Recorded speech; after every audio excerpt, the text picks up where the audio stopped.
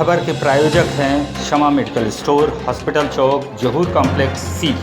नमस्कार, ST news live में आपका स्वागत है। मैं हूं मानसी। अजय सिंह ने कहा, शिवराज सिंह हमेशा चुनाव के समय शहरों को गोद लेते हैं, विकास के वादे करने के बाद जनता को धोखा देते हैं। रैगांव उपचुनाव विंध्य में कांग्रेस का परचम लहराने की शुरुआत होगी। पूर्व नेता प्रतिपक्ष अजय सिंह ने कहा है कि शिवराज सिंह चौहान हमेशा उस क्षेत्र को गोद ले लेते हैं जहां चुनाव या उपचुनाव होता है। चुनाव के बाद सब भूल जाते हैं। उनके पास सिर्फ बातों का जमा खर्च है। चुनाव के दौरान बड़े बड़े वादे और सपने दिखाते हैं और बाद में जनता को धोखा दे देते हैं। विंध्य की उन्होंने हमेशा उपेक्षा की है, यही काम इस बार भी करेंगे। इसलिए रैगांव की जनता उपचुनाव के परिणाम में दिखा देगी कि वह सब समझती है। इस उपचुनाव के परिणाम से विंध्य में कांग्रेस का परचम लहराने की शुरुआत होगी।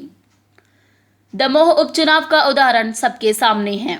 अजय सिंह रैगांव विधानसभा क्षेत्र में कांग्रेस प्रत्याशी कल्पना वर्मा के पक्ष में विभिन्न चुनावी सभाओं को संबोधित कर रहे थे। उन्होंने कहा कि शिवराज सिंह ने चुनाव के समय सिंगरौली को गोद लेने की बात कही थी। कहा था कि इसे सिंगापुर बना देंगे। फिर बाद में क्या हुआ? इसी तरह कहा था कि मैहर को जिला बनाएंगे। जिला बनना तो दूर, मैहर चित्रकूट 4 लेन का प्रस्ताव ही ठंडे बस्ते में डाल दिया। चुरहट बाजार की सड़क तो उन्होंने 17 साल से सत्ता में रहने के बाद भी ना बनाने की ठान ली थी। फिर जन सहयोग से इसका काम शुरू किया गया। यह तो कुछ उदाहरण है। विंध्य की उपेक्षा की सूची तो बहुत लंबी है। श्री सिंह ने कहा कि आरएसएस कांग्रेस प्रत्याशी को लेकर यहां झूठा प्रचार कर रही है। मेरा कहना है कि वह किसी नेता के प्रत्याशी नहीं, सिर्फ कांग्रेस पार्टी की प्रत्याशी हैं। भाजपा में अब बौखलाहट शुरू हो गई है और अब वह धार्मिक हथकंडे अपनाएगी। यह बात हमें समझना है। उन्होंने कहा कि यह उपचुनाव बहुत महत्वपूर्ण है क्योंकि इसके परिणाम से देश में चल रहे जनविरोधी काम के प्रति जनता के आक्रोश का संदेश जाएगा। यह उपचुनाव देश की वर्तमान राजनीति को बदलने का प्रतीक बनेगा।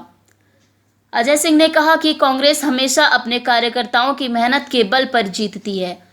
हमारा कार्यकर्ता एक एक बूथ संभालेगा और हम निश्चिंत ही जीत का परचम लहराएंगे। क्या स्थिति आपको लगती है कांग्रेस की? देखिए, कांग्रेस की स्थिति बहुत अच्छी है। कोई दो राय नहीं है कि हमारा उम्मीदवार ये उपचुनाव में जीतेगा। बौखलाहट भारतीय जनता पार्टी है और इसलिए तरह तरह के हथकंडे अपनाएंगे और कितने आश्वासन होंगे ये तो अभी समय बताएगा। पहले देखा दे चुके, आगे 2 तारीख को पता ही चल जाए। क्या लगता है आपको, क्या हथकंडा अपना? नवमी के दिन कन्या पूजन होगा,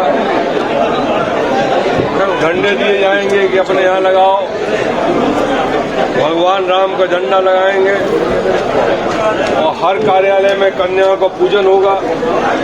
ये सब तरह के हथकंडे होंगे, लेकिन ये हथकंडों से कोई काम नहीं होगा। प्रत्याशी की जो है 2 जगहों पर नाम है आए हैं सामने वोटर लिस्ट में। वो तो आज स्क्रूटनी है, पता ही चल जाएगा कि क्या निर्णय लेते हैं। क्या कांग्रेस इस पे आपत्ति करेगी भैया? कांग्रेस आपत्ति, जो भी आपत्ति कर रहे होंगे वो करेंगे।